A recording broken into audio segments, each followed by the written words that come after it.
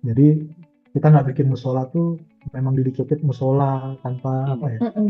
Nah, mudah-mudahan dari situ ada imbas ruang lain yang bisa kita koneksikan atau kita jadikan ruang tambahan dan sebagainya tanpa harus mengganggu esensi fungsi ruang ibadah ini. Ya. Mhm.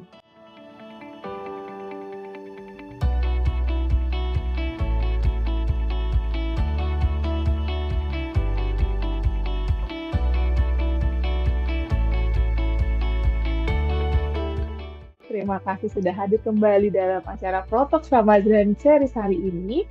Dan seperti yang Bapak Ibu lihat di layar monitor Bapak Ibu masing-masing, kali ini kita akan membahas mengenai musola dan ruang sosialnya bersama Pak Muhammad Rida Alhamdani dari Studio Asia Raya.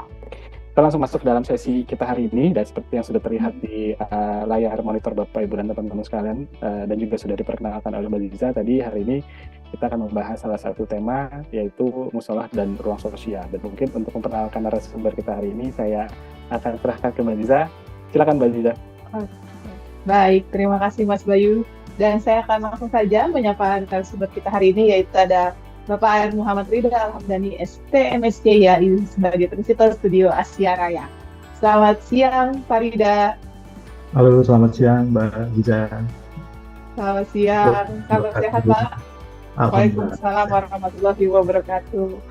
Pak, terima kasih sekali lagi Pak Ridha sudah bersedia kita wawancarai mengenai proyeknya yaitu Musola dan Ruang Sosial. Dan untuk perkenalan, Pak Ridha ini kita datangkan secara online jauh-jauh dari Pontianak ya Pak ya studionya.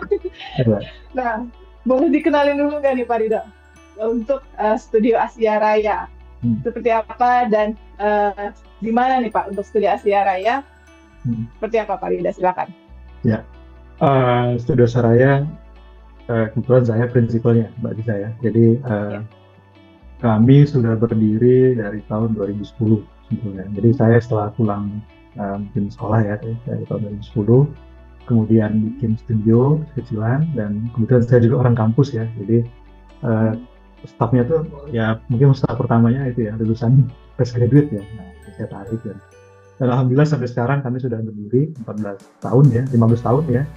Rata-rata memang proyek kami lebih banyak di government ya, pemerintah. Tapi sebetulnya kami ini tim studio, tim produksi dari biro konsultan ya yang ada, dan kita diajak untuk partner mereka ya. Jadi beberapa proyeknya memang lebih banyak proyek pemerintah. Nah, kalau proyek itu sendiri mungkin 70% kami rumah sakit Mbak Giza ya, karena memang ya dulu saya sebelum di biro ini kerja mengikuti sebuah konsultan rumah sakit. Jadi mungkin ada bekal itulah yang saya pakai untuk studio kami di sini. Dan memang alhamdulillah 70% lah mungkin itu proyek kami di rumah sakit hospital. Ya. Itu ringkasnya ya Mbak Giza ya. Kalau tim sekarang sebetulnya kami nggak rame ya, karena tim kami arsitek semua, ada 6 orang ini arsitek semua ya. Dan kalau struktur mechanical electrical kita partner dengan tim lain. Jadi memang sampai saat ini mungkin kalau tim udah ada yang masuk, udah resign ya, mungkin sudah ada yang ke tempat lain atau udah buka usaha sendiri ya mungkin dan sebagainya. Tapi saat ini kami bertahan, dan rata-rata memang ya jumlahnya hanya segini lah Mbak bisa, karena kami di daerah ya, jadi proyeknya ya proyek daerah gitu ya. Pak Rida, timnya nggak masalah Pak, kecil Pak, tapi proyeknya yang banyak nih kalau kita lihat di YouTube banyak banget nih Pak. Pak Rida, sebelum kita membicarakan karya-karya Pak Rida selanjutnya gitu, ini saya menarik ke tadi pas Pak Rida cerita gitu ya, Pak Rida sempat sekolah terus juga bekerja di sebuah konsultan yang cukup cukup banyak proyek rumah sakitnya, dan akhirnya punya studio sendiri, dan itu berada di Pontianak gitu Pak. Nah, kalau dari Pak Rida sendiri Pak, sampai akhirnya memutuskan kayaknya sudah bisa berdiri sendiri nih gitu di kampung halaman, itu pencetusnya apa Pak Rida gitu? Karena kan mungkin cukup banyak gitu ya teman-teman daerah-daerah lain yang mungkin cukup banyak yang bekerja di studio-studio di kota-kota besar di Indonesia gitu, dan akhirnya memutuskan membangun karirnya di kota kelahiran gitu Pak Rida. Iya. Sebetulnya paling paling besar dalam apa ya, dalam apa keinginan saya untuk bikin biru itu adalah memang dari konsultan saya sebelum itu ya. Mentornya luar biasa ya bagi saya. Oh, malah di encourage ya Pak? Ya, ya. Jadi saya guru lah ya. Kebetulan dosen saya juga waktu di sekolah di S2, kemudian juga pemilik konsultan tersebut. Jadi saya banyak mendapatkan apa ya istilahnya cara-cara terus membuat cara-cara mengerjakan sebuah proyek yang baik, kemudian cara komunikasi dan sebagainya. Itu kayaknya wah ini kalau saya bawa ke daerah, saya coba bikin pulang nanti mungkin dengan tipikal seperti ini, tapi mungkin rasa-rasanya tetap rasa daerah gitu ya, karena kita nggak bisa pungkiri ya iklim proyek di daerah ini akan berbeda dengan di Jawa ya. Tapi itu ternyata cukup baik ya responnya dengan kita punya standar teknis yang baik, cara menyajikan desain, kemudian cara komunikasi dan sebagainya. Itu saya pakai untuk membuat birokrasi kecilan di Pontianak itu. Terus terang aja memang motivasi besarnya dari bekerja di konsultan tersebut ya. Apa boleh saya sebut ya konsultannya boleh ya? Boleh Pak. Apa Pak? Ya mungkin Mbak Ziza kenal. Dulu saya sempat di PT Gelombang Rancang Selaras, Pak Adi. Sudah catat kok Pak. Biasanya Pak Beta suka ikuti Pak. Ya betul. Ya. Karena GRS sudah terkenal dengan proyek-proyek rumah sakit deh Pak. Ya. Saya anggap beliau sangat Pak Adi itu mentor saya. Banyak sekali. Sampai sekarang pun alhamdulillah masih ketemu beliau ada proyek di Kalimantan pun masih kita diajak bareng bersama-sama. Baru mungkin 2 minggu yang lalu tapi bertemu dengan beliau juga ya di Kalimantan dengan Bu Wulan juga. Wulan juga ya. Wulan juga di sini. Alhamdulillah masih terjalin silaturahmi dengan beliau. Ya. Wow, keren. Baik. Oke, berarti Pak Rida selain memang garis besarnya tadi desainer rumah sakit gitu, berarti juga desain nggak hanya kalau misalnya kita lihat dari slide ini pun juga variatif gitu ya Pak proyeknya. Ya. Yang kedua mungkin sekolah ya mungkin ilmunya sama kayak GRS itu kan rumah sakit, yang kedua sekolah jadi ikut ya karena mungkin tipologinya kita bisa dapat seperti apa, kemudian strategi desainnya dan sebagainya. Ya, sisanya mungkin ya kantor-kantor pemerintahan lah bagi saya. Kemudian ada rumah tinggal, justru rumah tinggal kami nggak banyak Mbak, karena rumah tinggal itu paling mungkin kalau desain itu paling lama ya. Tapi memang ya alhamdulillah sih beberapa kali desainnya kita dapat memang di rumah sakit, sekolah, kemudian gedung-gedung pemerintahan. Mungkin itu sih bagi saya. Ya. Oke. Baik. Oke, siap. Nah, ini dia ya. Nah, ini yang hospital. Nah, ini yang rumah ibadah nih, Mbak. Oke. Wah. Rumah banyak ibadah ya, Pak? Ya, cukup banyak ya, Pak. Ada yang kompetisi, yang P2P, ada yang memang dibangun, sudah terbangun ya. Masjid Agung ada di tempat kami juga ada, kemudian beberapa masjid kecil dan sebagainya. Tapi rata-rata memang rumah ibadah yang kami coba desain ini memang rata-rata istilahnya CSR ya Mbak ya, membantu dari teman-teman yang ingin buat rumah ibadah. Namun kalaupun mereka membayar misalnya ya, nah ini mungkin satu sisi saya sebagai ketua IAI Mbak ya, boleh ya bagi saya. Iya, boleh silakan Pak. Kami pernah diskusi ya, kalau kita kita harus profesional ya, kita dibayar oleh mereka untuk biaya ibadah. Kita terima boleh, nggak masalah. Tapi mungkin kalau kita anggap terus menjadi CSR, kita kembalikan lagi ke masjid. Jadi kita sebagai personal kita punya tanggung jawab terhadap bangunan itu. Nah, itu yang paling penting. Karena kalau kita bahasanya ya udah Pak kita gratis deh CSR ini. Tapi kalau ada apa-apa dengan bangunan kita bisa takutnya lepas tanggung jawab kita. Nah, tapi kalau kita terima biaya boleh aja silakan, tapi kita kembalikan juga. Mungkin itu mungkin obrolan kami lah gitu ya. Kita jadi secara terikat kita tetap punya keterikatan profesional terhadap apa yang kita desain. Nah, mungkin itu kalau saya melompat jadi ranah IAI-nya gitu Mas Bayu ya. Pak Rida, saya jadi ada pertanyaan nih Pak di slide ini Pak. Kan mungkin kita tahu kalau di Indonesia atau negara-negara yang lain masjid itu selalu identik dengan kubah gitu ya. Nah sedangkan sekarang sudah semakin kesini masjid-masjid yang didesain oleh arsitek terutama atau desainer itu desainnya tuh udah sangat modern, malah sudah mungkin meninggalkan identitas kubahnya itu Pak Rida. Nah biasanya dari si pemberi tugas ya Pak, pada saat memang akhirnya menggunakan jasa arsitek gitu ya, itu apakah memang mungkin istilahnya panitia pembangunan masjidnya tuh cukup menerima dengan masukan dari arsitek atau desainernya Pak? Sebetulnya kalau bikin rumah ibadah muslim ya, mungkin kan ubah kemudian mungkin ini pemikiran kami ya dari sisi kami selama ini membuat desain. Memang satu sisi kebutuhan dari owner kita tampung lah. Oke, kalau mereka ingin kubahnya yang tetap baik, kemudian tidak mudah bocor ya, tidak kemudian low maintenance dan sebagainya, kita tidak terima. Kemudian kalaupun dia ingin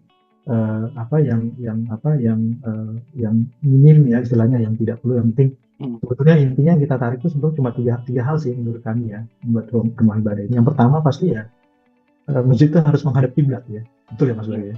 Ya betul. Itu nggak dimiliki oleh tempat ibadah lainnya. Yang kedua kita bisa memisahkan antara area suci dengan non suci, ya kan? Saat mereka wudhu bersih, kemudian saat mereka belum berwudhu dan sebagainya. Itu sederhananya aja. Kita bisa menempatkan zonasi itu. Kemudian yang ketiga memisahkan antara pria dan wanita. Kami melihatnya ketiga aspek itu yang paling yang memang hanya dimiliki oleh masjid. Itu pendapat kami ya, Mas Bayu sama bagi saya. Tapi kalau kubah, ornamentasi dan sebagainya, itu ya bisa diperdebatkan, bisa dibicarakan dengan owner dan sebagainya. Oh, itu berarti memang hanya dari sisi dekoratif aja ya, Pak Rida ya? Betul ya. Karena pada intinya jangan sampai saat mereka membangun tempat ibadah malah 5-6 tahun pun mereka capek untuk merawatnya. Karena terlalu banyak ornamentasi apapun yang sifatnya akhirnya mereka keluar biaya terus untuk merawatnya. Bahkan ya kalau kita membuat masjid dengan atap pun ya lebih baik ya, menghindari dari tempias hujan, kemudian badan bangunan dan sebagainya, dari faktor iklim, dan itu malah justru lebih baik membuat mereka lebih low maintenance. Jadi mungkin edukasinya, diskusinya lebih pada memberikan kemudahan mereka untuk menjaga bangunan itu. Itu yang paling sederhananya. Kalau kami bisa memberikan itu, bagi kami ya itu sudah desain yang baik gitu ya. Tapi terlebih kalau yang bentuknya seperti apa, ya itu mungkin dinamikanya aja sih Mas Bayu ya, perkembangan desain seperti itu. Tapi intinya tiga aspek itu nggak boleh hilang sih ya. Pastikan harus menghadap kiblat, pria wanita harus terpisah, suci dan non suci. Itu yang nggak dimiliki oleh tempat ibadah lain. Nah, mungkin itu sih sederhananya kami. Sisanya kita harus. Satu lagi yang kami tambahkan sekarang adalah kemudian akses. Jadi tua, lansia, muda, ibu-ibu, anak-anak itu bisa mudah mengaksesnya. Itu paling penting. Banyak masjid yang dibikin di lantai 2 ya, tapi ternyata susah untuk diakses. Iya. Kasihan untuk ke atas ya, kemudian anak-anak nanti kasihan tidak terpantau dan sebagainya. Mungkin itu yang jadi poin sederhana juga kita membuat sebuah rumah ibadah. Oke. Baik, mungkin kita balik lagi ke tema nih Pak. Mengenai tema kita hari musola dan ruang sosial. Nah kan memang seperti kita tahu harapannya sebuah rumah ibadah itu masjid terutama gitu ya, musola gitu. Itu harus juga bisa berkontribusi ke lingkungan gitu Pak. Nah, apa aja sih Pak yang perlu diperhatikan pada saat selain tadi ya hal-hal pattern yang sudah ada gitu untuk sebuah masjid atau musola, harus menghadap kiblat, mana kita pisahkan antara ruang pria dan wanita, batas suci gitu ya Pak. Dan nah ini kita ngomongin dari sisi sosialnya nih Pak, yang perlu diperhatikan tuh apa saja sih Pak? Ya, mungkin dinamika rumah ibadah sekarang kan kaitannya kan fungsi utama sebagai tempat ibadah ya. Jadi hubungan manusia dengan Tuhan belum nanas ya. Kemudian sekarang berkembang ada istilahnya relasi terhadap antar manusianya ya. Jadi tempat pemberdayaan umat, tempat berkumpul umat, tempat diskusi. Jadi itu tadi hablum minallah, ini hablum minanas ya. Jadi hubungan antara manusia dengan manusia atau hubungan horizontalnya. Nah, terkadang kita butuh ada ruang-ruang mereka bisa berdiskusi tanpa memang mengganggu esensinya sebagai ruang ibadah. Mungkin itu penting juga.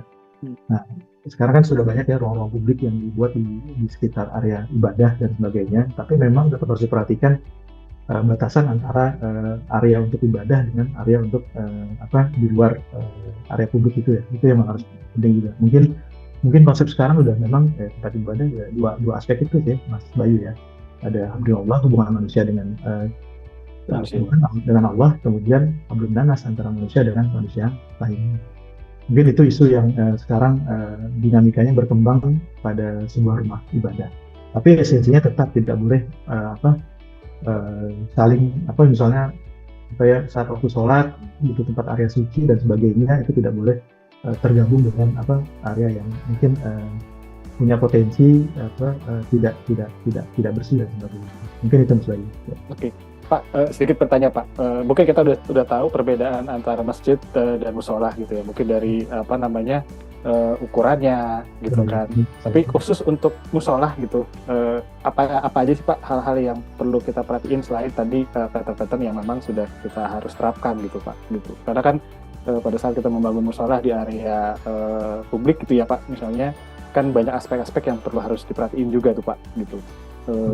Mungkin dari sisi kebisingannya misalnya itu di mall gitu misalnya ya Pak, terus juga mungkin area-area yang memang menghindari area yang kalau bisa dihindari area-area yang kurang pas gitu.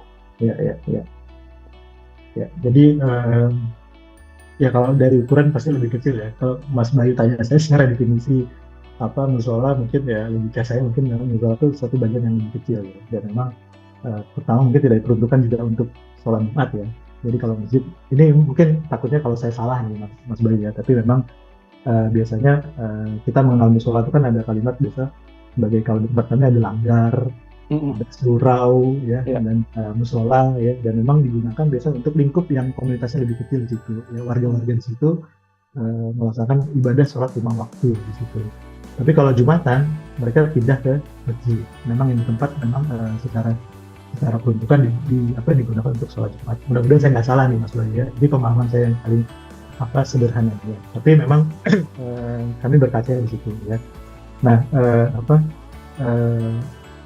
memang ada satu kalimat menarik yang pernah disampaikan ke saya. Kalau bikin musola itu jangan selalu di belakang, tapi jadi kalau di mall itu pasti identiknya kalau cari musola dekat dekat toilet ya, dekat apa dan sebagainya. Ya mungkin sebetulnya juga ya betul juga, tapi satu sisi yang lain kalau kita bikin musola kan untuk sholat pasti orang terkadang butuh buang air kecil dulu ya, buang air kecil apa segala macam. Nah mungkin memang idealnya ditaruh dekat situ, tapi mungkin peletakannya mungkin bahasanya mungkin yang terkadang kok seakan-akan bikin musola itu selalu di area-area yang tidak enak gitu bahasanya, dekat toilet dan sebagainya. Tapi mungkin peruntukannya, mungkin strategi atau siasatnya yang perlu kita lakukan supaya mungkin secara posisi dia tidak seakan-akan berdampingan lah gitu dengan posisi toilet dan sebagainya. Mungkin itu sih Mas Bayu. Tapi intinya mungkin secara definisi ukurannya lebih kecil, digunakan untuk satu komunitas dalam lingkup yang lebih mikro, kecil ya. Kemudian biasa untuk warga setempat ya, tapi kalau untuk Jumatan mereka melakukan di area masjid. Ya. Mungkin itu Mas Bayu. Ya. Tapi kalau dari pengalaman Pak gitu, biasanya kalau dari Pak Rida ada ideal dimensi yang pas nggak sih Pak untuk sebuah musola gitu Pak? Gitu. Atau memang sebetulnya ya kan harapannya musola itu ditempatkan di area yang cukup strategis gitu ya, gitu. Nggak hanya cuman ditempatkan untuk di sudut-sudut yang tidak terpakai gitu. Tapi kalau dari Pak Rida sendiri ada pengalaman mungkin akhirnya idealnya nih musola nih dimensinya sekian nih gitu, dan harus apa saja yang perlu dipersiapkan. Kalau secara dimensi sebetulnya mungkin kami nggak pernah punya satu jawaban juga ya Pak Mas Bayu ya, kira-kira berapa sih ideal dimensi sebuah musola. Tapi memang biasanya kebetulan dari beberapa proyek yang kita bikin ini memang ada spot yang memang bisa kita gunakan untuk area musola gitu, dan mencukupi lah untuk mungkin mobilitas orang yang berada di situ untuk melakukan sholat 5 waktu di situ gitu. Tapi kalau secara ukuran mungkin kami belum pernah mendapatkan satu jawaban berapa yang ideal ya. Tapi mungkin dalam lingkup yang mikro di area situ lah digunakan sebagai area ibadah. Mungkin kayak biasa di perkantoran ya, kantor sementara. Dan mungkin kita bikin idealnya kalau kapasitasnya mungkin di jumlah orang kantor itu yang muslim yang ibadah mungkin 50 orang ya, kita bikin cukup ya, paling 10%-nya ya mungkin 5x5 udah cukup ya, masuk dan sebagainya. Tapi itu hanya suatu asumsi kami saja sih yang melihat bahwa keterkaitan terhadap kebutuhan area tersebut dengan fungsi musola yang ingin kita buat. Mungkin itu sih maksudnya. Ya. Oke. Baik. Nah, mungkin kita balik lagi ke slide paparannya ya Pak. Gitu. Ya. Saya juga mau nanya nih Pak Rida. Nah, untuk area suci dan non suci ya, karena biasanya dengan keterbatasan lahan di musola gitu, khususnya untuk di ruang wudhu wanita, kebanyakan hampir setengah terbuka Pak. Itu yang biasanya yang saya sering kali temukan di musola-musola, baik pernah di kayak di di hotel, mungkin karena hotel kebanyakan posisinya di basement gitu kan, dan itu hampir pokoknya maksudnya tidak tertutup semuanya gitu kan. Nah, baiknya gimana nih Pak Rida untuk mensiasati hal itu gitu, karena kan khususnya untuk wanita gitu ya, untuk aurat benar-benar harus tertutup seperti itu, dan karena terbatasan lahan ya mereka kadang menciptakan untuk area wudhunya ya ala kadarnya ibaratnya gitu, disamakan dengan tempat wudhu pria seperti itu Pak. Ya, sebetulnya intinya tetap harus tertutup ya Mbak Ziza ya. Betul. Jadi minimal pun kalau dalam kondisi yang terbatas pun kita menyiapkan satu keran aja udah cukup sebetulnya untuk satu pria, satu wanita. Tapi yang penting kondisinya mereka tetap harus tertutup ya. Itu yang kalaupun misalnya dalam posisi tidak tertutup, minimal ya kita harus, mungkin logikanya kita bergantian Mbak Ziza ya. Jadi itu mungkin kesadaran si pengguna musolanya ya, bahwa kita harus bergantian. Nah kebetulan yang saya contohkan ini kan ini masjid semua ya, ini pas yang ini kita lihat masjid ya, jadi lebih enak kita men-setnya kalau area yang cukup besar. Tapi kalau yang terbatas itu memang biasa kalau di langkah kami ya mungkin kita bikin keran cukup satu-satu, tapi yang penting kita menjaga si wanita tetap harus tertutup areanya. Kemudian yang kedua ya kalau misalnya sudah sangat sulit ya mau tidak mau memang akhirnya ya bergantian ya, harus dilakukan seperti itu. Mungkin kalau secara strukturalnya kita akan mencari solusi agak sulit ya, tapi sementara itu kalau secara struktural yang kita lakukan ya kita siapkan satu dengan satu, tapi dengan akses yang mungkin bisa berbeda. Intinya seperti itu. Yang penting tidak terlihat posisi wanita saat mengambil wudhu dan sebagainya. Mungkin itu Mbak Ziza. Oke, baik, silakan Pak, boleh dilanjutkan Pak.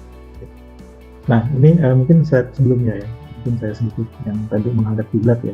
Ya, intinya ya ini kita pernah dapat satu proyek ya, barusan juga sih proyek ini, bangunan sudah ada ya, kotak lurus tidak menghadap kiblat ya, mau tidak mau bangunan di dalamnya harus tidak menghadap kiblat ya. Tapi akhirnya sayangnya kan pada area-area pojok ini waste ya, terbuang ya gitu ya, karena posisi ya akhirnya strateginya ya kita bikin bukaan yang besar. Jadi suatu waktu kalau misalnya mengejar jumlah umatnya itu sama, sholatnya posisi sama, jendela kita buka besar-besar agar mereka bisa extend sejajar dengan posisi saf yang ada di depannya. Kemudian plafonnya pun kita bikin lingkar aja ya udah, akhirnya posisi kotak yang di luar itu bisa mungkin strateginya sedikit kabur dengan dengan posisi plafon lingkar. Jadi memang betul-betul kalau kita melihat strik menghadap kiblat itu penting, walaupun posisi bangunan kita tidak posisi pas memang di setting. Kalau setting dari awal dibangun dari nol kita menghadap kiblat itu lebih enak. Tapi kalau sudah dapat tempat yang dialih fungsi menjadi musola, menjadi masjid gitu ya, itu yang kalian agak sulit. Nah, mau tidak mau harus ya dindingnya kita bikin lebih fleksibel. Kemudian yang kedua ya plafonnya mungkin kita bikin lingkar dan sebagainya. Dan alhamdulillah sekarang sudah dikerjakan, dan saat orang masuk ke dalam itu kerasa bahwa menghadap kiblatnya kok perasaan di luar tadinya kayaknya lurus, tapi di dalam akhirnya masuk sesuai dengan kiblat. Jadi memang itu mungkin ya trik-trik kecil aja sih bagaimana saat kita ketemu dengan itu, karena memang kuncinya tuh menghadap kiblat ya harus kita pegang, karena itu memang triknya ibadah kita gitu. Nah tinggal yang paling sulit itu kadang membuat suatu tempat ibadah lebih khusyuk ya, lebih lebih intim rasanya, dekat dengan Tuhan itu. Tapi memang agak sulit sih memang itu ya. Tapi kalau tadi kita saya kan turun naik pesawat ya Mbak Ziza ya. Kalau pesawat itu lagi turbulensi luar biasa itu kan kita seakan-akan 1 meter tuh udah dekat dengan Yang Maha Kuasa. Betul. Sudah hikmat walaupun tempatnya seperti itu, tapi rasanya kayaknya membedakan aura seperti itu ke musola tuh, ke masjid itu seperti apa, itu agak sulit loh memang ya. Tapi memang ya, dan itu tetap harus proses dan sebagainya ya. Jadi terkadang pun kita berpikir besar kecilnya tempat ya, kita bikin megah pun suatu masjid ataupun apa, tapi kalau kita tidak rasa punya kedekatan di tempat itu, rasanya kok belum dapat ya gitu. Tapi kalau kita bikin kecil pun ternyata kita bisa dapat, itu akan luar biasa gitu. Nah itu tantangannya di situ, Iya betul. Kemudian yang Karena memang ya. Karena memang beberapa kali ya benar kata Pak Rida sampaikan gitu kan, sebagus apapun musola atau masjidnya, hikmatnya itu ya yang dicari gitu ya Pak, yang benar-benar bisa intimate dengan hubungan kita dengan Tuhan ketika menjalankan ibadah gitu ya Pak. Betul. Karena Itu nggak semua masjid walaupun megah gitu bagus, tapi kalau khusyuknya belum dapat itu kayak mungkin jadi kayak salah satu cita-cita yang pengen ditampilkan di satu desain masjid seperti itu ya Pak ya. Tujuannya ya. Itu yang paling sulit, tantangannya seperti itu bagi saya. Tapi memang kita kan tetap harus berproses kan. Yang penting kami tiga itu selamat dulu istilahnya, dan mudah diakses oleh siapapun itu. Mudah diakses oleh siapapun itu bisa menjadi sebuah tempat rumah ibadah yang baik. Bahkan rumah ibadah itu bisa dirawat dengan baik oleh penghuninya, itu bagi kami sudah luar biasa gitu loh. Karena banyak juga kita misalnya di perjalanan numpang sholat ya, ini karena terlalu banyak ornamen, debu-debu banyak nempel ya, nggak pernah dibersihin, rasanya kok sayang gitu ya. Nah hal-hal itulah yang kita bisa bekal edukasi ke owner yang ingin membuat tempat ibadah seperti itu. Nah kemudian yang slide kedua ini slide kedua berikutnya. Nah ini pria wanita, ini paling penting ya, bagaimana kita memisahkan antara akses pria dan wanita. Kemudian juga bagaimana memudahkan jamaah itu mengakses masjidnya. Jadi orang yang pakai kursi roda pun mereka saat mau masuk ke atas, kita siapin kursi roda di daerah rem. Jadi tidak mengganggu kursi roda mereka yang lama ya. Mereka berpindah kursi roda yang baru, kemudian naik ke rem, bisa ikut sholat di lantai 2. Misalnya kalau masjid itu dibikin di lantai 2. Nah itu penting juga membuat akses mereka mudah. Kita terkadang banyak fasilitas masjid yang besar, gede ya, 2 lantai, tapi ternyata kasihan orang-orang tua yang jamaahnya sudah lama di situ, tiba-tiba direhab bangunannya, mereka mengakses masjid itu susah. Akhirnya subuhnya nggak datang, kan pas zuhur karena ada orang yang bantu, dan kan sayang rasanya, kasihan karena mereka orang-orang yang punya kenangan cukup lama di masjid itu. Nah itu seakan-akan penting bagi kita untuk membuat masjid itu mudah diakses. Tapi yang paling penting adalah kita juga bisa memisahkan mana area wanita, mana area pria, bagaimana mereka mengakses area pria dan wanita.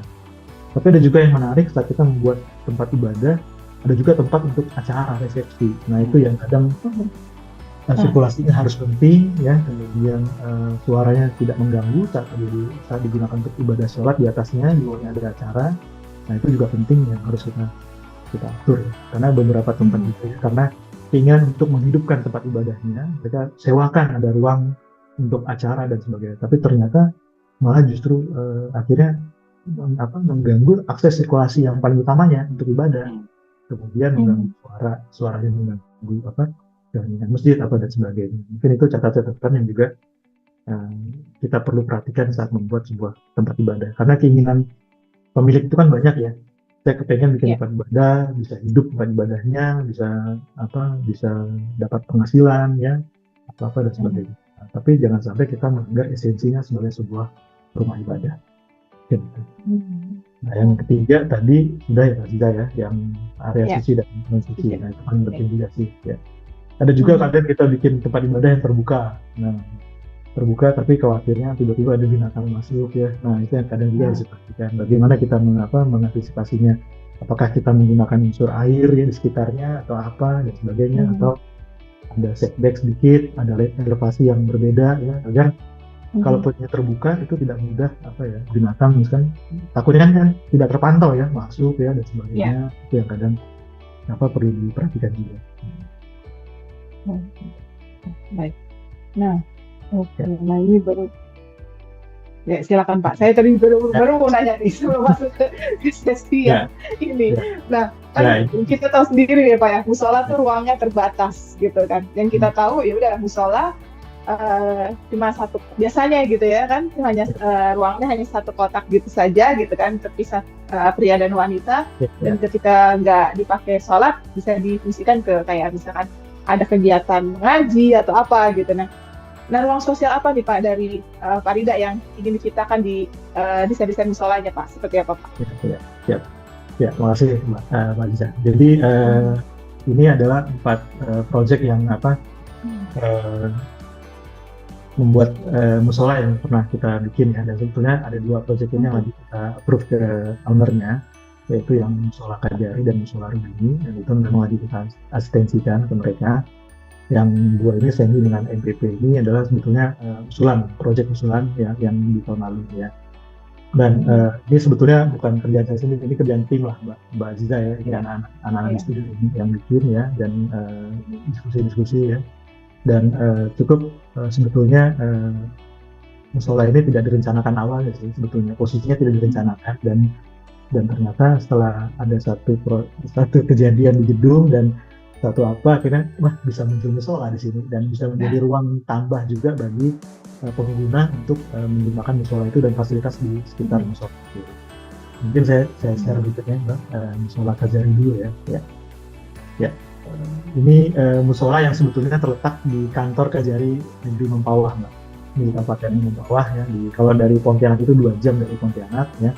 Jadi sebetulnya awalnya itu kami datang ke situ tuh bukan dalam rangka membuat musola Mbak Liza ya, tapi kami dapat proyek di situ membangun kantor Kajari di next. Ya ini lokasinya. Nah stop ya. Nah ini stop. Nah ini kami dapat membangun kantor Kajarinya. Mereka dapat dana dari pusat ya, diminta untuk membuat redesign kembali, membangun kembali kantor Kajarinya. Nah saat membuat itu kami mungkin keliling ya, melihat lokasi dan sebagainya. Nah di sini ada bangunan yang mereka dapat dana dari kabupaten lain ya, membuat kantor tapi bagian pindumnya di sini. Nah yang di depan ini nanti untuk yang kantor kepala Kajarinya, Pitsus dan sebagainya. Tapi terpisah antara gedung ini dengan gedung ini. Nah ini jadi karena kan biasa kan hibah dari satu kabupaten bisa bangunnya ini, hibah dari satu kabupaten bisa bangunnya ini, kemudian dari pusat bangunnya ini. Jadi tidak bisa kita membuat satu gedung utuh dan sebagainya. Nah, akhirnya dari inilah kami lihat ternyata ada satu nyempil musola di belakang ini. Mau nggak mau kena ya, gara-gara pembangunan gedung baru itu. Akhirnya kita coba bikin desain ini, dan kita lihat ada kolam di sini. Maka kayaknya menarik ya ada kolam. Kemudian bagaimana menghubungkan antara gedung depan dengan gedung belakang ini?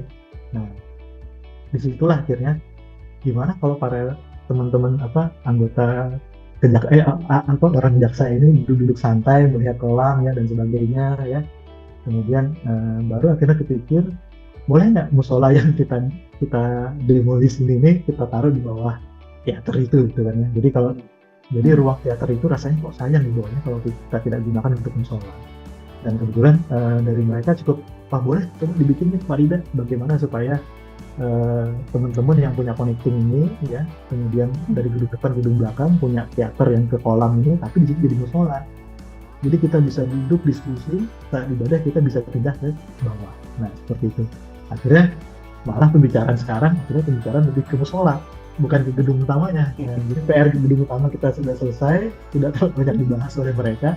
Akhirnya mereka lebih banyak ingin bicara tentang musolanya, karena ternyata kok jadi asik ya punya kolam sendiri, itu kolam retensi yang sudah ada, di atasnya ada amphitheater, di situ ada mintul, di bawahnya ada musola.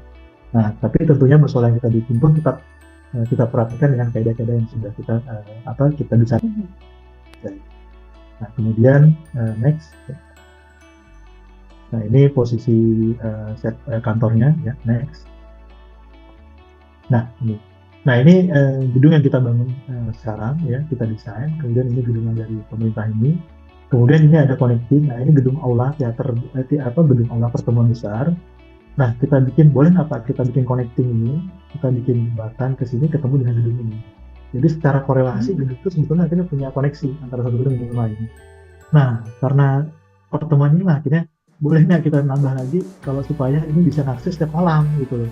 Jadi kalau habis pertemuan besar di aula besar di lantai 2, kemudian kalau apabila ada pemeriksaan, mungkin ada kasus tertentu ya, diperiksa ini ramai orang gitu ya, biar yang diperiksa itu nggak stres, mereka bisa duduk di samping kolam gitu kan dan sebagainya. Nah akhirnya di teater inilah kita bikin di bawahnya kita selipin sebuah musola gitu. tapi musolanya tentu enak, layak, dan betul representatif. Dan itu bisa digunakan oleh warga setempat. Jadi tidak mesti juga oleh masyarakat oleh pegawai kejaksaan, tapi juga masyarakat mungkin tetangga atau apa dari sebelah ya, atau kantor sebelah atau apa, duduk-duduk santai menikmati kolam sambil dia menikmati musola dan teater itu. Nah, itu yang kita tuju seperti itu. Selain itu, apabila di sini pun ada ruang pertemuan, mereka saat istirahat bisa menggunakan musola itu sambil berdiri di samping, sambil duduk-duduk di samping kolam retensi. Nah, itulah mungkin bahasa kaminya itu adalah bahasa nilai sosial. Ada ruang sosial, tapi ada juga ruang ibadah. Ya, next. Nah, seperti ini gambaran untuk denahnya ya, cara. Nah, ini tetap kita prioritaskan ya, untuk area kiblatnya, tetap kita miringkan sesuai itu, karena kita anggap orang yang datang ke situ kan orang yang nggak tahu arah kiblat ya, posisinya seperti di mana, jadi paling gampang kita membuat mereka mudah melihat arah bangunan dulu, itu yang paling gampang. Nah, kecuali kalau memang sudah kepepet, kita dapat tempat untuk bikin satu musola, baru kita bikin signage ya, penanda dan sebagainya. Tapi kalau seyogyanya bisa di awal kita bikin penanda yang mudah bagi masyarakat untuk melihat di mana posisi kiblat, itu paling penting ya, posisi badan bangunan lah, mereka bisa mengikuti, oh itu arah kiblatnya. Oke, next. Nah, ini posisinya tetap kita bikin ada pria, ada wanita. Sederhananya kita coba bikin satu keran, Mbak Ziza. Tadi Mbak Ziza nanya kan satu keran, tapi yang penting mereka punya akses masuk yang berbeda. Itu yang kita tetap bikin walaupun dalam ruang yang kecil. Nah, kemudian di sini posisi 5. Nah, ini yang floating untuk potongannya. Jadi di atas ini sebagai ruang untuk mereka duduk menikmati ini, di bawahnya sebagai ruang untuk ibadah. Jadi pemanfaatan ruang itu yang kita gunakan akibat satu gedung dengan gedung lain tidak terkoneksi dengan baik. Sudah kita koneksikan, di situ ada kolam, kenapa nggak kita koneksikan lagi? Kita koneksikan dengan kolam lagi. Nah, di bawah kolam itulah, di bawah teater itulah kita gunakan sebagai area musolanya. Jadi saat mereka membangun fasilitas ini, tidak seakan-akan timbul biaya, karena pemerintah itu kan sulit lah ya kalau kita membuat biaya pembangunan musola, itu tidak akan di ACC pastinya. Tapi kalau kita membuat pembangunan kantor ya, untuk koneksi gedung kantor ini, kemudian di situ ada musola, ya itu kan memang sudah bonusnya gitu loh, Mbak. Nah, itu yang mungkin akhirnya mereka cukup senang bahwa kita bisa membuat satu bonus ruang bagi mereka untuk melaksanakan ibadah yang sebelumnya musola yang sudah ada itu terdemolis gara-gara pembangunan gedung baru.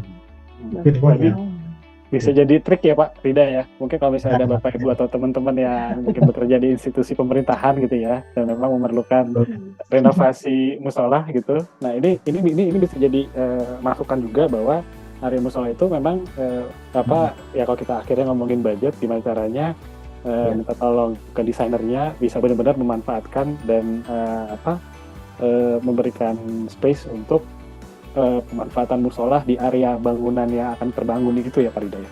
Ya. Jadi bahasanya bukan ruang sisa akhirnya, tapi memang ruang yang jadi ruang yang utama akhirnya. Walaupun kita memanfaatkan ada siasat ruang yang di situ. Itu yang mungkin kita gunakan. Jadi kalau dilihat secara lokasi konteks kawasan, posisi musola itu akhirnya di sentral tengah. Nah, itu yang cukup membuat mereka juga senang. Kita tidak harus membuat musola yang kubah gitu ya, di perkantoran biasa banyak ya kubah, kemudian akhirnya dengan cukup membuat seperti ini, dapat kolamnya dapat, kemudian secara posisi ruang pun dapat gitu, senang mereka gitu Mas Bayu. Itu yang akhirnya istilahnya kalau kami bilang tuh bonusnya lah ya dari desain ini, akhirnya bisa bicara ke desain lain, dan akhirnya diseriusin bicaranya tentang musola, bukan bicara kantornya gitu ya. Oke. Jadi itu yang cukup jadi cerita lah di sini, bahwa ternyata musola bisa punya satu ruang tambahan bagi mereka. Oke, next. Ya, next.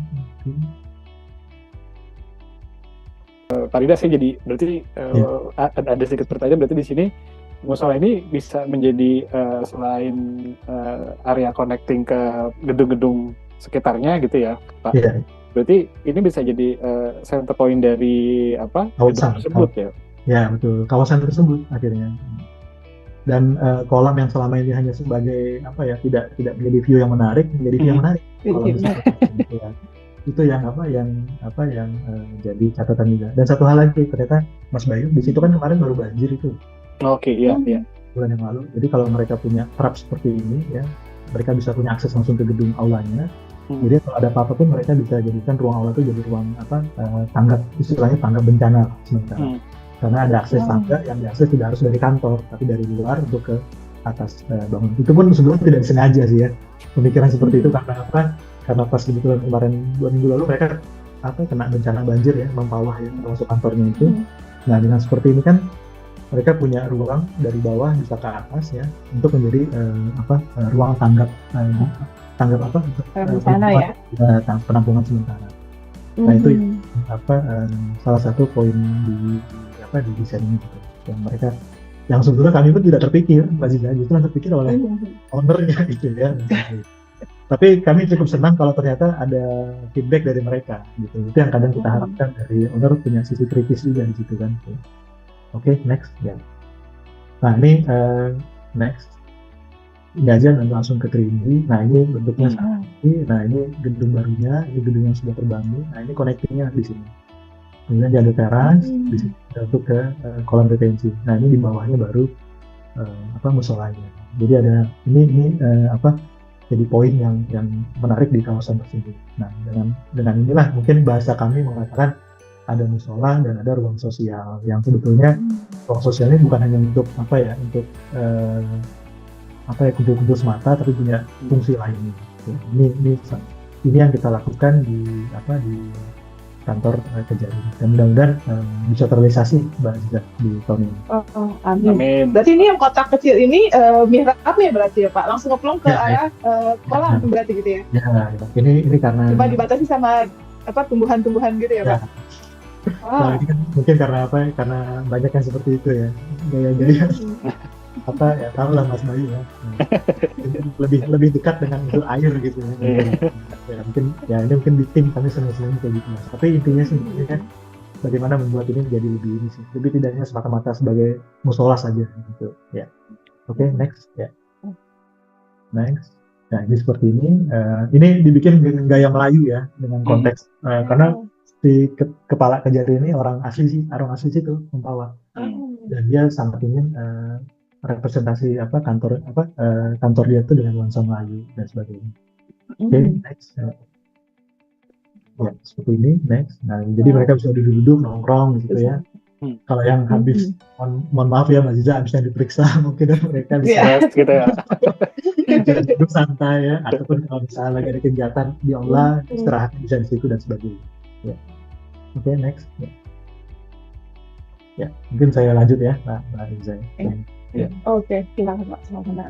Baik. Nah ini pemisahan antara wanita dan pria tetap kita bikin dua akses yang berbeda. Kita cuma hanya menyiapkan satu keran karena memang tempat tidak terlalu banyak. Tapi mudah-mudahan kalaupun itu kurang, nanti mungkin kita melihat pada sisi yang area lain yang bisa digunakan. Tapi intinya sementara kita siapkan strateginya seperti itu. Yang penting si wanita tidak kelihatan lah ya saat mengambil itu.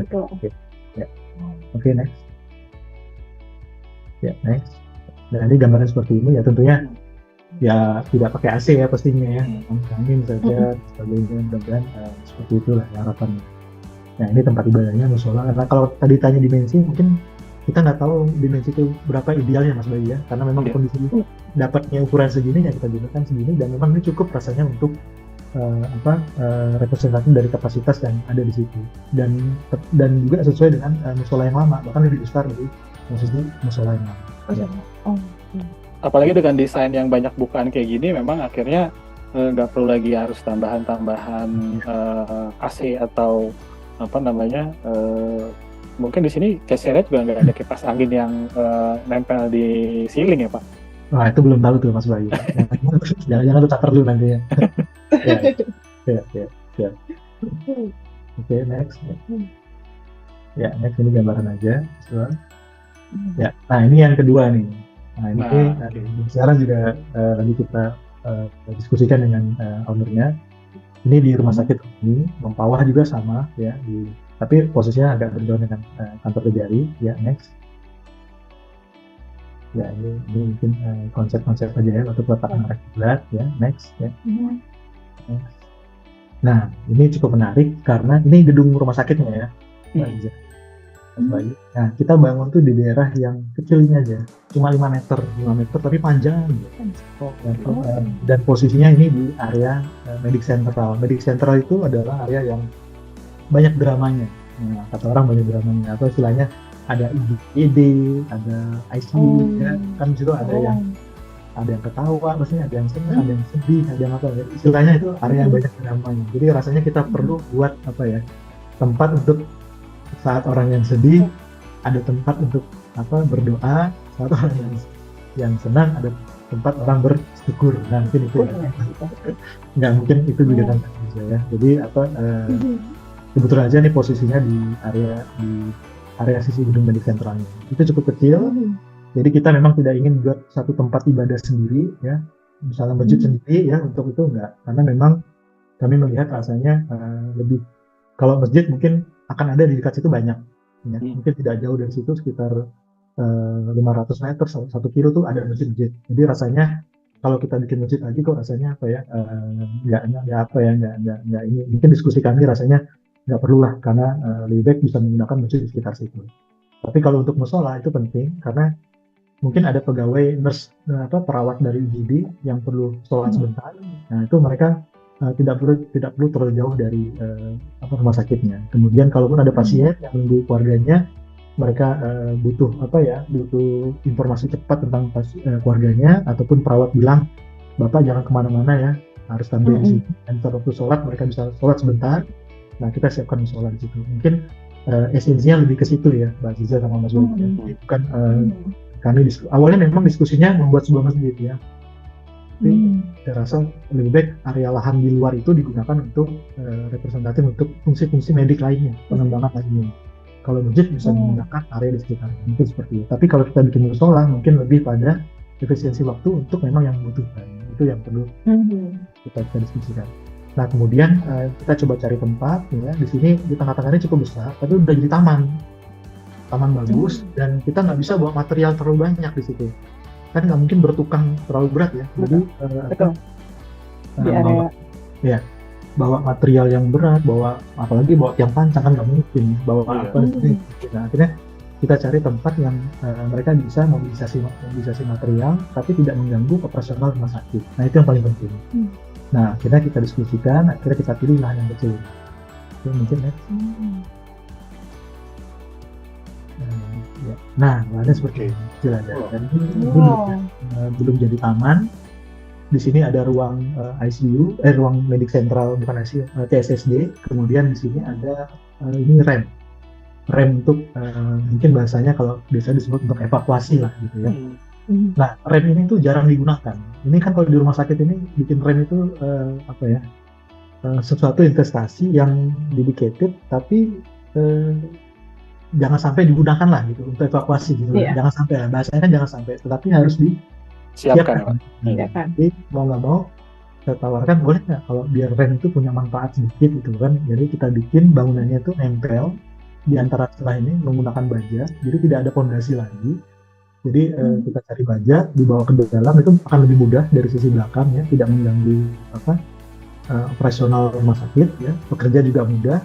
Kemudian kolom diketemukan, kita pasang baja, dan bangunan itu di atasnya menggunakan mungkin struktur rangka yang lebih ringan dan material yang lebih ringan. Jadi kita buat di situ musola yang sifatnya bukan menggunakan material-material yang kotor, material yang berat dan sebagainya. Jadi jauh lebih ringan. Dan aksesnya kita menggunakan rem ini. Jadi mereka kalau mau sholat melalui rem itu, jadi rem itu juga tergunakan dengan baik untuk keseharian. Nah, jadi mereka bisa menggunakan itu. Cuma akhirnya kita tidak bisa membuat satu bangunan musola yang di situ ada pria dan wanitanya jadi satu. Mau nggak mau akhirnya kita bikin dua terpisah. Dua area musola, satu untuk pria, satu untuk wanita. Jadi yang satu naik, ketemu di bordes pertama ini adalah untuk pria, naik lagi sedikit, di ujung bordes terakhirnya adalah untuk wanita. Jadi kayak bikin rumah pohon gitu kan, gantung di bangunan sebelah, tapi aksesnya yang kita gunakan adalah akses rem. Nah, rem itu yang kita gunakan. Di situ sehingga memudahkan siapapun untuk mengakses musola tersebut. Jadi kalau orang yang kursi roda pun mereka dari lantai atas bisa gunakan musola itu menggunakan rem. Jadi tidak perlu menggunakan lift pasien itu nggak perlu. Jadi mereka bisa menggunakan rem itu dari lantai 2-3 untuk ke area musola. Nah itu mungkin pemilihan tempat yang kita coba pikirkan akhirnya dari lantai 1, lantai 2 bisa menggunakan mudah untuk mengakses ke musola itu. Ya, jadi memanfaatkan posisi rem yang ada di situ. Oke, next. Nah seperti ini. Jadi ini naik rem satu, ini untuk yang pria, naik rem lagi satu, untuk ketemu bordes lagi, ini untuk yang wanita. Nah ini yang dari atas mau naik mau sholat bisa. Nah, jadi mereka tidak mengganggu akses medik. Orang-orang yang bawa stretcher, brangkar itu silakan di areanya. Kalau mau sholat ada di area ini. Nah ini jadi rem ini pun akhirnya punya fungsi lagi ya Pak ya. Jadi ya terus ya benar-benar bisa digunakan gitu ya. Ya. Tapi digunakan tidak terlalu ramai kan, karena memang digunakan untuk sholat dan sebagainya. Tapi setidaknya kalau kita digunakan itu ada motivasi merawat ruang, itu yang paling penting. Kalau dibiarkan aja itu terkadang tidak ada motivasi untuk merawat ruang. Nah kalau digunakan seperti ini kan mungkin ada basah-basah sedikit ya, mungkin lah ya, mudah-mudahan nggak basah. Jadi cleaning service-nya bisa membersihkan remnya apa dan sebagainya. Jadi ada manfaat digunakan, tapi juga ada motivasi untuk membersihkan ruang tersebut. Nah ini tempat duduknya cukup keren juga, mereka sholat di sini. Dan, nah ini agak kesulitan kalau kita menentukan arah kiblat. Mau nggak mau kita bikin pola miring di sini untuk satu bidang yang mengarahkan mereka untuk posisi kiblat. Nah di daerah luar ini baru kita bikin taman terapi atau healing garden. Itu akibat dari baja-baja yang di atas ini, baja-baja di sini. Nah ini nggak kepake nih, sayang kan? Akhirnya kita pakai jadi teras. Nah, cuma teras ini aksesnya harus dari sini. Nah, kenapa musola nggak kita bikin akses dari sini? Kalau kita bikin akses dari sini, banyak nanti butuh rem lagi, butuh tangga dan sebagainya. Jadi repot. Jadi akhirnya musola kita pakai di sini. Kalau orang yang ingin manfaatkan taman ini menggunakan ini. Nah, tapi tidak saling mengganggu sebetulnya, bersebelahan. Nah, jadi mereka kalau punya teras di sini dan di sini akhirnya kita bikin kolam ikan kecil. Jadi kalau yang ingin duduk sendiri atau mau apa ya duduk, mereka bisa duduk di kolam sambil mungkin jadi area terapi lah bagi mereka dan sebagainya. Jadi mungkin kalau yang rugi ini seperti ini lah gitu. Jadi manfaatkan satu sisi posisi rem, satu sisi juga taman yang dari samping itu. Oke, next. Oke, Pak, sedikit bertanya Pak. Berarti kan di rem itu kan sudah ada sudah konstruksi yang sudah eksis gitu ya Pak ya. Nah, sedangkan ini pada saat ada proyek pembangunan musola ini, itu apakah juga memakan bagian rem dan akhirnya ada sedikit di pekerjaan untuk karena tadi saya lihat sudah ada dinding kanan kirinya tuh Pak. Itu apakah ada gitu ya, pekerjaan juga Pak ya akhirnya memakan area rem itu Pak? Oh enggak, kalau rem ini tetap sesuai ukuran aslinya 2,4 meter. Kita hanya menjebol dinding samping ini untuk sebagai akses ya Pak ya. Akses. Sedangkan kalau struktur kita menggunakan kolom-kolom di rem ini untuk baja. Jadi bajanya itu kita rangkanya itu kita pasang di kolom-kolom terus. Jadi perkuatan itu dari kolom existing, jadi tidak membongkar bangunan yang ada, kecuali membuat akses pintu ke area sholat ini. Nah karena ini gantung, ya kan sayang ini, akhirnya kita bikin aja ini jadi teras, gitu. Tapi untuk di taman sini, gitu, ya. Jadi pemanfaatan ruangnya akhirnya maksimal. Jadi berarti memang dari awal areanya sudah berkontur ya Pak ya? Sudah, kan elevasi bangunan kan lebih tinggi daripada elevasi di bawahnya itu. Nah kalau kita bikin musolanya dari akses ini, itu akhirnya kita harus bikin rem untuk ke atas ini dan sebagainya. Oke, ya betul. Tapi kalau kita menggunakan baja ini, kita nggak perlu fondasi, Mas Bayu. Jadi cukup kita ngikutin remnya gitu ya Pak ya. Bawa baja dari luar, dari belakang sini, masuk, udah kita ngerakin di sini tanpa harus mengganggu area-area ini. Ya. Nah kemudian rangkainya ya menggunakan besi hulu, kemudian dindingnya kita menggunakan panel jersey dan sebagainya kita lapis, sudah jadi. Yang penting hujan itu tentu aman ya, karena di situ daerahnya tidak langsung ketemu hujan juga ya, dan sebagainya. Ada tapi tidak kena benturan hujan terlalu banyak ya dan sebagainya. Jadi strukturnya kita memang ringan, dan kapasitas musola pun ya kita bikin satu untuk pria itu paling 5 orang. Ya. Jadi itu digunakan memang untuk urgensi pasien-pasien yang memang tidak boleh terlalu lama meninggalkan area tersebut. Ya, misalnya mereka menunggu keluarganya. Jadi kalau keluarganya itu ada apa-apa, mereka cepat dicari untuk mengambil tindakan. Minta izin ya ke keluarga untuk mengambil tindakan. Atau perawat dari IGD, perawat dari ICU itu kalau ingin sholat mereka dekat ke situ. Nah itu yang jadi pertimbangan sehingga mereka tidak terlalu lama meninggalkan pos perawat mereka. Nah itu mungkin hal kecil yang kita coba siasati dari tempat itu. Oke, next. Nah ini bentuknya. Jadi yang depan ini remnya masuk ya. Ini untuk yang pria, ini untuk yang wanita. Nah ini yang baru taman di depannya itu di sampingnya. Ini nggak ketemu sih. Jadi kita nggak bikin pintu dari luar ke sini ya. Karena memang zonanya termasuk bukaan kaca itu kita bikin di bawah supaya orang ini nggak bisa memandang orang sholat gitu, cuma memandang kaki orang sholat, dan orang yang sholat pun tidak memandang di luar. Tapi akhirnya kan ya pemanfaatan area ini yang 5 meter lebar 5 meter ini bisa digunakan untuk musola dan juga ruang sosial. Nah itu mungkin interpretasi kami musola dan ruang sosial. Jadi pemanfaatan inilah yang kita gunakan. Nah di sini kan ada struktur bajanya ya, struktur bajanya ini ya. Nah ini kita manfaatkan jadi teras untuk perkuatan mereka bisa duduk di situ. Nah di sini ada celah, ya udah kenapa nggak kita bikin kolam aja, kolam ikan koi kan. Jadi kalau ada pasien yang sedih bisa duduk di sini sendiri kan, berdoa, walaupun tidak musola mereka di dalam. Karena ini kan daerah yang paling banyak drama gitu. Jadi apa istilahnya banyak hal sedih, senang, tawa, teriak, menangis itu situlah paling banyak. Dan mungkin bagi kami diskusi dengan direkturnya kayaknya boleh di situ dibikin musola yang sifatnya tidak perlu banyak pernak-pernik lah dan sebagainya. Nah, cuma memang akhirnya kita bikin di sini terpisah, pria dan wanita terpisah. Ya, jadi tapi ya keduanya tidak mudah-mudahan tidak melanggar lah ya, tidak melanggar esensinya ruang ibadah. Karena pertimbangan kami juga banyak ya, tempat-tempatnya di bandara juga kan pasti dipisah ya, pria wanita dipisah, di mall pun juga dipisah dan sebagainya. Ya. Nah ini yang di Rugini seperti ini musolanya. Ya, dia ada pertimbangan ruang sosial dan ada juga membuat musola dari manfaatkan akses rem yang ada di gedung tersebut. Ya kita nggak berharap ya rem itu dipakai ya, karena kalau itu dipakai kan berarti ada evakuasi. Betul. Tapi itu harus dibuat ya. Karena salah satu aspek, misalnya pun kalau lift mati, rusak, itu rem masih bisa digunakan untuk akses ke lantai 2 dan lantai 3. Nah, tapi daripada itu kosong terus-menerus, ya kita pakai untuk orang akses untuk ibadah. Karena tanggung jawabnya kalau itu dipakai, berarti harus ada perawatan, kan gitu. Iya. Oke, next. Nah, ini ya, celahnya kita ambil, ya. Seperti ini, next. Ini sebetulnya kerjaan tim kami ya. Saya cukup senang ya mereka bisa menggambarkan apa yang kita inginkan gitu ya. Nah ini remnya seperti ini. Jadi manfaat rem itu ada. Gitu. Bahkan ditanya kemarin bisa nggak dibikin sampai lantai 2 musola yang kebanyakan Pak. Lama-lama jadi masjid beneran Pak.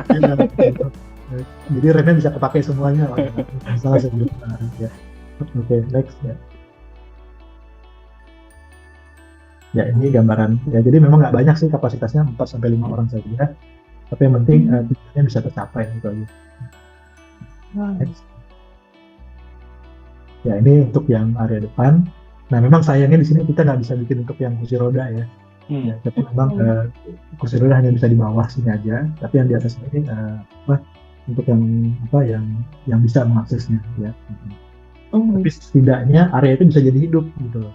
Jadi punya manfaat gitu. Yang sebelumnya hanya ditaruh pot-pot saja gitu kan, yang mandang nggak ada, nggak ada kan. Jadi kayak sayang rasanya. Nah sekarang mudah-mudahan bisa terrealisasi untuk menjadi area yang lebih hidup ke depannya. Oke, next. Ya, begini. Next. Nah ini jadi akses rem ini untuk yang sosial. Oke, next. Nah ini sekolah terapi ya.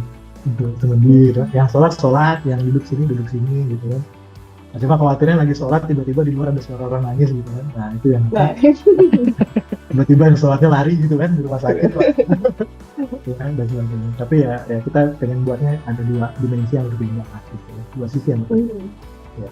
Oke. Next. Pak Rida tanya sedikit Pak mengenai ruang area sosialnya tadi ya Pak. Ide apa yang akhirnya memang Pak Rida mempunyai ide dibuatnya mungkin lebih tropis tadi, mungkin ada air mancurnya gitu, air terjunnya gitu ya.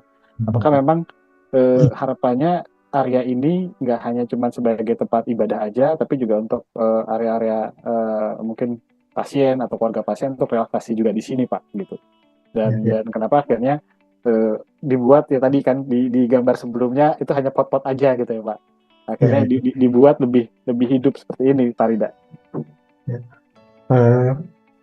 Pertama kalau kita buat seperti ini itu pemilik pasti punya rasa tanggung jawab yang besar. Karena dia senang tempatnya itu ada satu hal yang menarik dan orang akan ingat gitu. Jadi memori kolektif orang itu akan ingat. Kami pernah bikin masjid juga yang kita kasih kolam ya, kolam koi itu sampai sekarang tuh dibilang itu masjid kolam ya. Jadi orang ke sana tuh karena duduk di habis sholat duduk di koi ya dan sebagainya.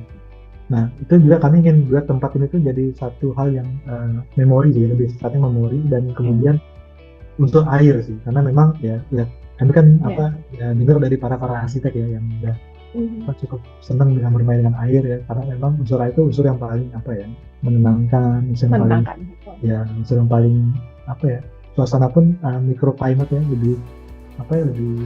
lebih tidak panas ya dan sebagainya. Mungkin itu sih lebih ke situ ya idenya. Tapi memang perawatan akan lebih besar pastinya. Tapi kalau itu baik ya dan tidak terlalu besar juga areanya dan enak orang datang ke situ dan senang ya, mungkin si pemilik akan senang merawatnya. Saya yakin seperti itu. Mereka akan senang kalau dapat satu tempat yang enak dan pasti akan dijamin. Karena sampai lihat tempat seperti itu pun dengan direkturnya tuh dikasih pot-pot tuh saya rasa udah luar biasa loh Mas Bayu. Iya. Jadi dia memperhatikan ruang itu tidak boleh tidak terawat. Dan tidak termanfaat gitu ya Pak. Jadi kami melihat sosok direkturnya ini bagus gitu. Hal-hal kecil gitu pun dipikirin. Walaupun itu area yang tidak sering dilewati orang, tidak dinikmati oleh orang kan jarang ya, orang di situ kan banyak sedih senang kan. Ditaruh pot-pot itu dia ingin berharap orang akan melihat gitu. Walaupun hanya menyimpan pot-pot itu. Nah, apalagi kalau kita bikin seperti ini, orang akan punya tempat di situ untuk untuk menumpahkan rasa sedihnya, menumpahkan rasa senangnya, ataupun rasa syukurnya di situ. Nah, itu mungkin akan lebih pas rasanya gitu. Dan itu membuat si direktur akan lebih senang untuk menjaga itu. Mungkin itu Mas Bayu dan Mbak. Di situ sih pertimbangannya.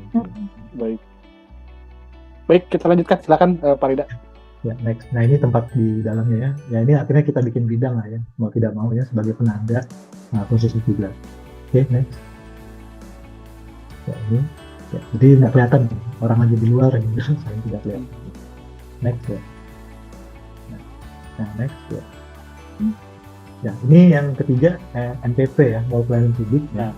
Ini musola yang sekarang memang disisakan lahannya kecil memang untuk dibangun musola sampai sekarang ya. Oke, next. Mungkin ini waktunya masih ada kan Mbak Diza ya? Masih bisa Pak. Oke. Nah, ini MPP ini gedung Kapuas Indah ya. Kalau di Pontianak itu Kapuas Indah. Tadi yang lokasi tadi juga di Kabupaten Bawah, ini di Pontianak.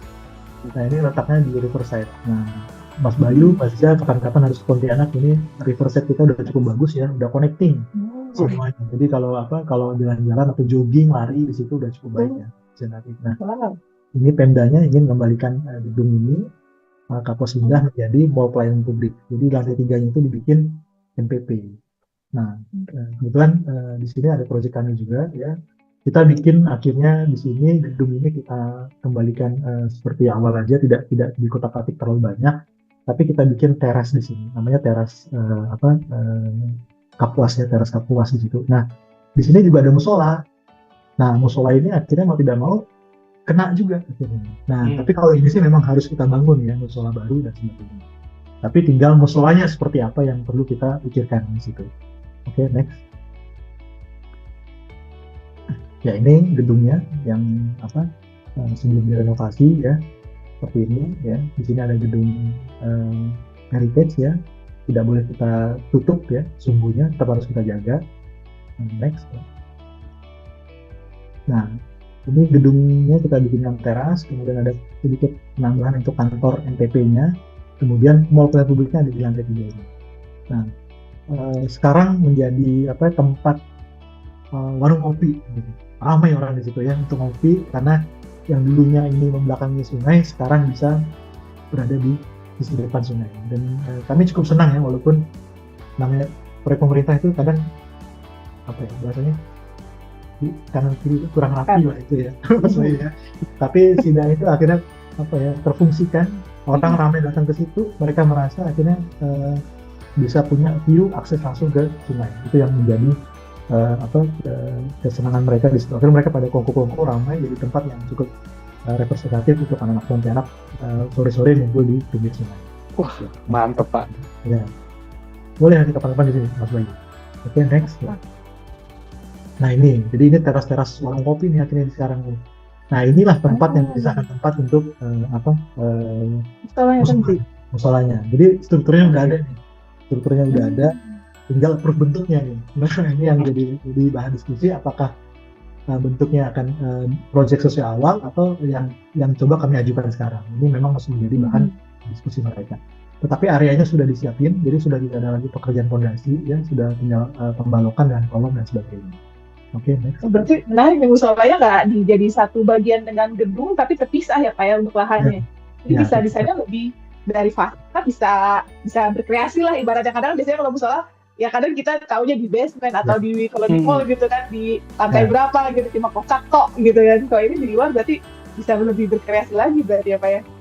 Ya karena permintaan masyarakat itu kami nggak mau musolanya nanti di dalam ya atau di atas, walaupun awalnya lihat kami taruh di atas ya, paling atas. Tapi ternyata kalau kita di atas nanti yang akses dari waterfront ini nggak punya tempat untuk sholat, jauh kan. Oh iya betul. Kita mesti melewati banyak akses untuk menuju ke atas. Akhirnya kita sepakati bikin di sini. Nah tentunya memang akhirnya ini posisinya harus di depan dan justru akhirnya tidak terlalu banyak pernak-pernik juga akhirnya bagi saya kita bikin next ya. Tapi yang pasti kalau area sudah siap seperti itu sudah pasti terbangun ya Pak. Berarti benar-benar tinggal approval desain ya Pak. Iya, apakah disetujui seperti ini atau kembali ke desain yang awal. Itu sih. Ya. Nah, oke, next ya. Ini yang memang masih coba kami diskusikan sih sampai saat ini. Ya, next. Nah ini musolanya kita bikin akhirnya lingkar ya, karena memang di area situ dominan bentuknya juga lebih konus ya, tidak siku, kita bikin lingkar. Tapi esensi kiblat juga tetap kita perhatikan ya, posisinya ada colokan di sini. Kemudian pria wanita juga kita bikin terpisah, jadi kayak labirin gitu Mbak. Jadi kiri masuk, jadi tidak ada pintu. Semua tidak kita bikin tidak ada pintu. Jadi siapapun bisa mengakses musola itu. Intinya seperti itu. Nah kemudian Kemudian di atasnya ini baru kita bikin akses ketemu dengan balkon yang ada di teras kapuas itu. Nah itu yang pertemuan antara musola dengan teras kapuas itu. Jadi kalau orang yang ngopi-ngopi itu ya sudah saatnya waktunya sholat, mereka bisa turun ke bawah untuk sholat. Jadi tetap aja kita mantapkan itu tetap aksesnya dari atas dapat, dari bawah juga dapat. Nah memang permintaan di akses ini kalau bisa jangan ada bikin fondasi lagi, karena fondasi ini beda ya mau kita bikin connecting baja yang ketemu dengan struktur yang ada di yang sudah terbangun di gedung belakang itu. Ya, ini kan. Ya. Nah ini bentuk musolanya. Nah kita bikin ini poster aja semua. Poster biar angin dari sungai semua masuk ya. Kemudian ya mungkin karena ini pasti merawatnya nggak ada yang banyak ya pasti.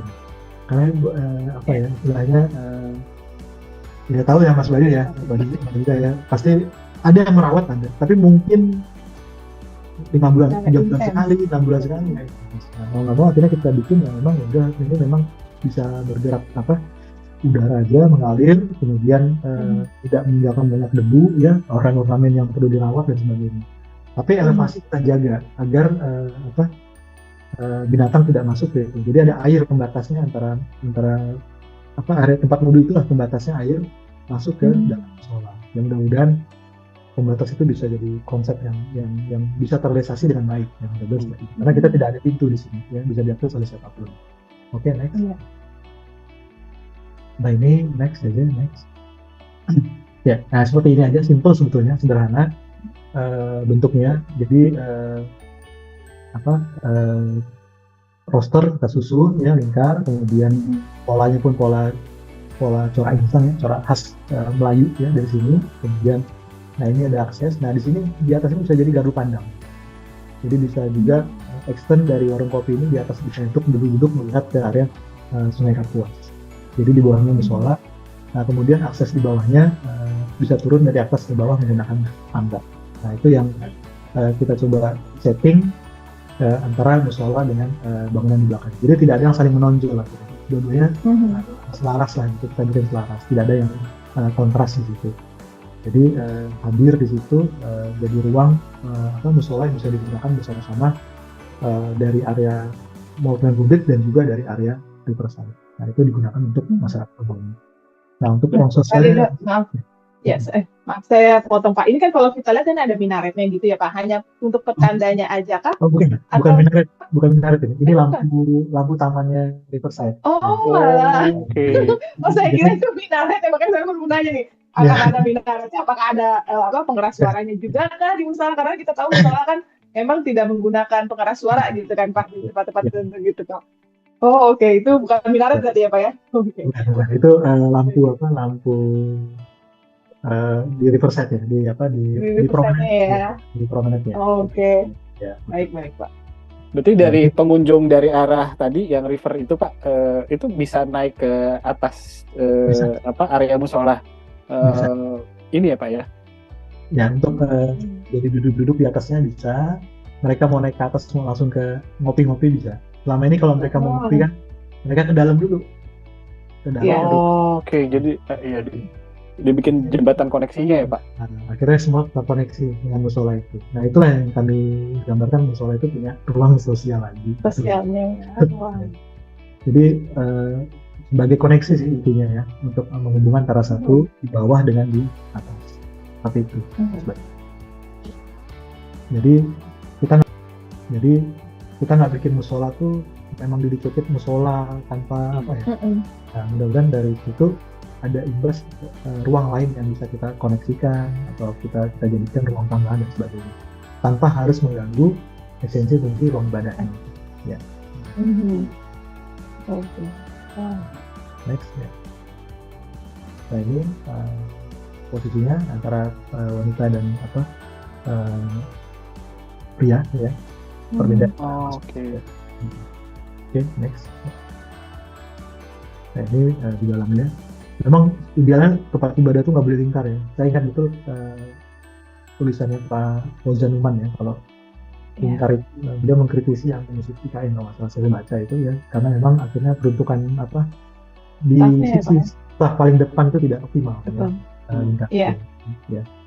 Tapi ya mungkin eksisnya nih itu soalnya ya, jadi kita bikin seperti ini. Tapi idealnya kalau sebuah masjid sebaiknya jangan. Ya, dalam tulisan itu saya baca seperti itu, karena staff paling depan itu harusnya staff paling banyak dan sebagainya. Iya, betul. Nah ini perbedaannya. Ya. Oh berarti aksesnya pintunya itu memang dipisah ya Pak? Bisa, ya seperti labirin. Labirin ya. Jadi nggak bakalan ketemu gitu ya Pak ya? Walaupun tanpa ada pintu pun tidak terlihat. Betul. Karena rasa saya penting sekali ya pemisahan pria wanita. Oke, next. Nah ini sama yang terakhir di Senggi ya. Senggi itu sama sebetulnya dengan area promenade, cuma dia paling sisi ujungnya, dekat terminal, dekat pelabuhan ya. Nama pelabuhan Senggi, salah satu pelabuhan tertua di Pontianak ya. Nah kalau ini memang diperuntukkan dibikin untuk musola ya. Setelah itu dibikin memang untuk musola. Dan tapi sekarang nggak terbangun ya. Waktu kita bikin riverside itu, desain riverside itu di situ memang diperuntukkan untuk musola. Dan di depannya itu kita ada bikin semacam anjungan ya. Jadi di sini tuh ada masjid jami ya. Di sebelah sini ada masjid jami ya. Di sini musolanya, ini masjid keraton, masjid tua. Nah di sini ada semacam kayak esplanade ya. Kita pernah ikutin di Indonesia Architect Week yang di Seoul kalau nggak salah, kita ikutin itu ya. Dia jadi kayak kita bikin anjungan yang orang itu walaupun koneksinya ini di seberang, tapi kita bikin akses Islam menghadap ke Masjid Jami. Jadi Oke. ada relasi keterhubungan antara daerah seberang dengan seberang. Itu yang kita inginkan. Nah, di belakang ini baru ada musola. Itu dulu waktu usulan propos kita saat kita membuat desain riverset ini. Nah itu tapi nggak terbangun sekarang. Nah cuma memang sempat waktu itu diskusi kami bahwa kita siapin di situ sebagai memang dedicated untuk area musola. Karena kan ini cukup panjang ya. Yang musola kita ada di sini, yang tadi, yang ini ada di ujung sini. Jadi kita bikin dua titik musola yang berada di area situ. Namun yang di sini memang tidak terbangun, akhirnya dibangun di sini, di bawah kantor polisi. Nah, jadi tapi nggak saya sajikan karena itu dulu memang akhirnya ada kantor polisi dibikin panggung, akhirnya karena keterbatasan biaya di bawahnya dibikin musola. Nah, akhirnya musola yang kita bikin di sini direncanakan di awalnya tidak dibangun di bawah kantor polisi itu, seperti itu. Tapi nggak apa-apa ya, kita sharing di sini ya, jadi Ya, nggak apa-apa Pak. Tapi kami cukup senang ya membuat musola ini karena di sini ada anjungan yang bisa melihat langsung ke Masjid Jami. Itu yang kita inginkan pada saat membuat riverset itu.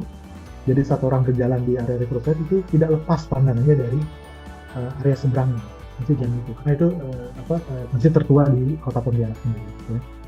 Oke, next. Ya. Oke, next.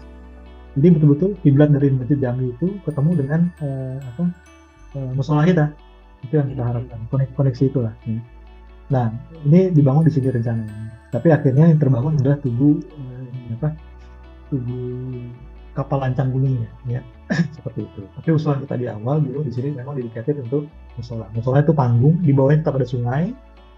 Jadi aliran sungai tetap mengalir sampai ke dalam ya, tanpa harus terganggu dengan posisi musola itu. Bahkan musola itu kita siapkan tadi ya, ada anjungan dan area pandang untuk bisa melihat ke Masjid Jami. Itu yang membuat salah satu proposal desain kami saat kita mendesain area riverset itu. Oke, next. Ya, ini tengah-tengah sini ya. Jadi betul-betul kita manfaatkan area itu untuk membuat sebuah musola baru ya. Oke, next. Nah, ini gambarannya. Dulu ini permintaannya menggunakan kayu. Jadi strukturnya beton, tapi finish lantai, kemudian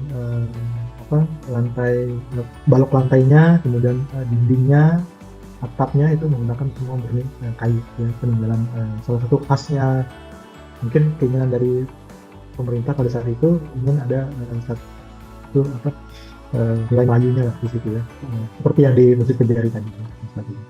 Nah di bawahnya itu sebagai ruang publik ya untuk duduk-duduk ya, tapi di atasnya sebagai ruang sholat. Nah cuma memang kami akui ya di sini kita harus menggunakan tangga ya, lantai 1 ke lantai 2 ini, karena dengan pertimbangan kalaupun aksesnya itu menggunakan untuk masjid yang dimudahkan untuk bagi semuanya, itu bisa menggunakan di musola satunya. Nah, musolanya. Karena memang kalau kita membuat rem di sini itu ternyata cukup besar ya, secara posisinya dan sudut yang kita ambil supaya sesuai dengan standar yang ada. Iya. Karena terlalu kecil kalau bikin rem bisa terlalu tinggi juga gitu ya Pak ya, nggak aman betul. Juga ya. Okay. Jadi musola satunya bisa untuk diakses oleh siapapun. Yang ini memang ya kita akui memang tidak mudah diakses oleh siapapun. Oke, next. Nah ini perbedaan aja, kita udah bikin 2 akses yang berbeda ya. Oke, next ya. Ini sebetulnya sih memang dedicated ya untuk musola yang memang disiapkan ya, berbeda dengan yang tadi sebelumnya ya. Tapi memang dibuat ini memang memanfaatkan area yang bisa kita manfaatkan untuk menjadi titik musola baru di area kawasan itu. Oke, next. Cuma memang kelebihannya tadi ya, ada ini mungkin nggak ditampilkan ya, ada anjungan yang langsung ketemu dengan Masjid Jami. Jadi orang bisa kayak mungkin ingat film Titanic ya, di atas kapal. Nah seperti itu lah. Jadi kita bikin ada anjungan seperti itu kecil ya, tapi dia fokusnya langsung ke kiblat. Nah itu anjungan itu bisa sebagai penanda arah kiblat juga. Itu yang kalau orang di posisi mana dia nggak anjungan itu bisa menghadap sebagai arah kiblat. Mungkin itu aja kelebihan dari desain ini. Oke, next. Ya, mungkin terus saja ya Mas. Nah ini gambarannya ya, musolanya yang kita coba siapkan di segi ini ya. Semua ini mohon izin tidak terlampir yang area ini ya, anjungannya harusnya ada ya. Oke. Ya. Nah, Oh, ini memang didesain menjadi rumah panggung gitu ya, Pak? panggung, betul. Memang di set dari awal dibuat menjadi panggung, tidak mengganggu aliran sungai di bawahnya. Kemudian fondasi pun mengandalkan fondasi buat turap itu sekali kita bikin fondasi ya untuk perkuatannya ya. Di bawahnya menjadi area untuk duduk-duduk, di atasnya baru area untuk sholat. Ya. Ya. Oh. Ya. Ya, mungkin itu Mas Bayu ya, Mbak Ziza dari 4 cerita kecil kami lah ya, mudah-mudahan ya mungkin kadang ya senang juga sih kita dari buat desain kecil tapi punya hal yang menarik di kotak-atik ya, itu rasanya senang ya. Karena memang benar-benar tidak terbayang ya Zah, Pak Rida gitu ya.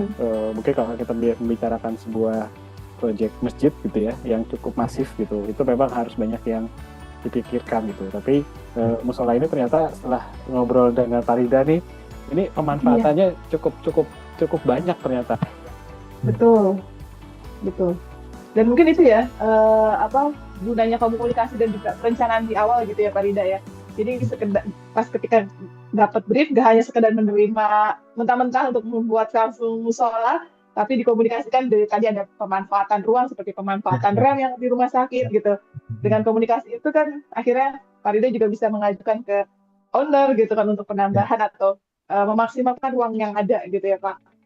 Ini menarik. Jadi hanya sekedar kotak buat tempat sholat gitu aja, tapi ruang sosialnya itu akhirnya yang banyak digunakan juga ya Pak ya. Yeah. Tapi itu mungkin bahasa kami ya, ruang sosial ya.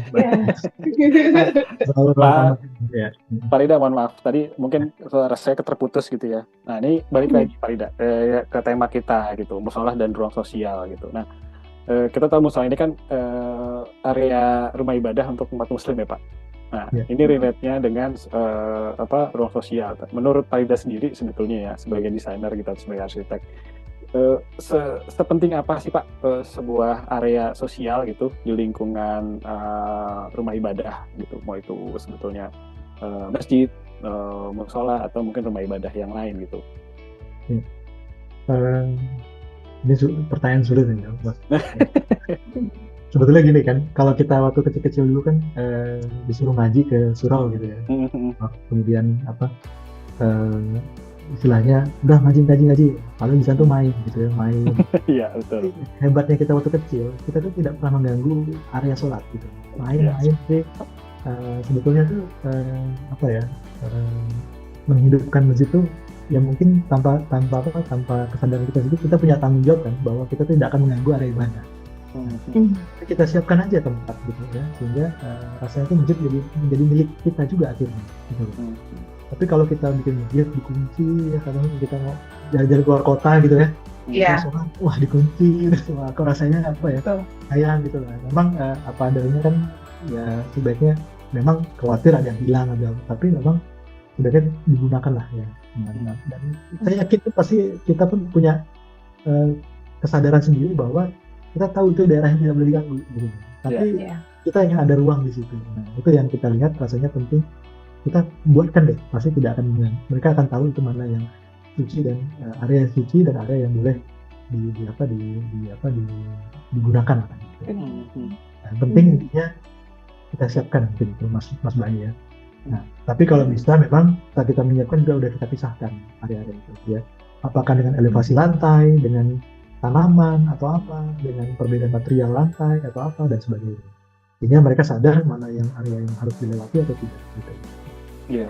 Malah jangan-jangan area sosial ini juga bisa jadi penunjang dari sisi ekonomis dari masjid sendiri itu ya Pak, atau rumah ibadah itu sendiri gitu ya. Jadi ya mungkin kan kita tahu sebuah rumah ibadah apapun pasti ada maintenance, ada mungkin perawatan yang lain gitu ya. Dengan adanya ruang sosial gitu, selain bisa dijadikan untuk area komunal, tapi juga bisa dimanfaatkan untuk hal-hal positif yang lain yang memang masih berhubungan dengan rumah ibadah itu sendiri gitu ya Pak Rida. Betul. Bahkan kalau zaman saat kondisi puasa sekarang kan jadi pasar jualan kan.